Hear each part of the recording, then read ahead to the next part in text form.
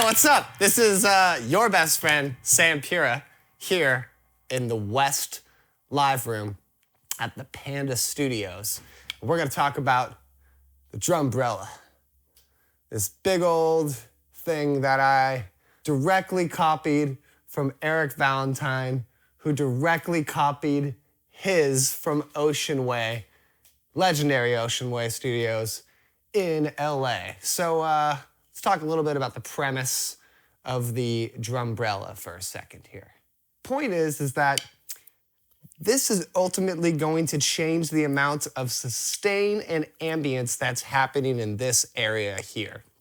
And in theory, it will alter the tuning of our drum tone. So when I lower it, what's gonna happen is the bottom end is gonna tighten up and the amount of attack and clarity is gonna increase on the drums themselves and the cymbals. Less decay, less room. So I'll just play a little beat with it up all the way up top here to show.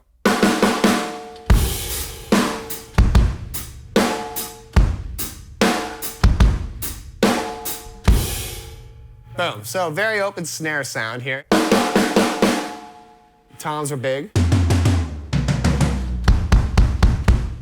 Kick is a little woofy in terms of the attack isn't well defined.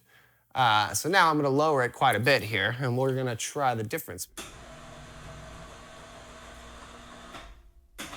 That'll work. So I'll play the exact, it's already, now I can hear that my voice isn't sustaining in the room. It's much more dead right here and focused. So I'll just play that same like beat.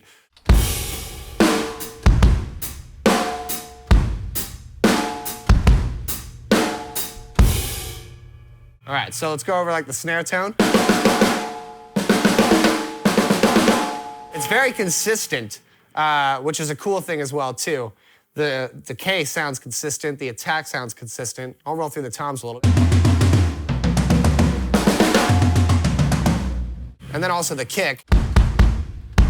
Way more focused and punchy right here. What I typically do when I'm tuning a drum set is I'll tune these to the notes of the song. And so I'll pull out a little keyboard and I'll literally go boom, boom, boom, boom. So that's basically the tone of the snare right now is like, I don't know the note, I'd have to check it. But ultimately, now what I want to play with is the ambience around the drums and the amount of sustain that is happening on the drum kit here. So I typically will just kind of have the drummer play along with the song ideally because the tempo really matters because we want to time the sustain correctly. But before we even get to that point, I'll just play around with it until I find an even tone between the kick and the snare. And so I usually just be like...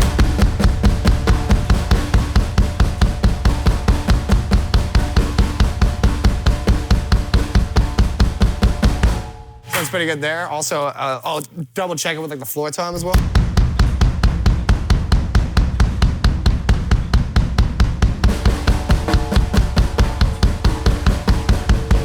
Sounds pretty good there.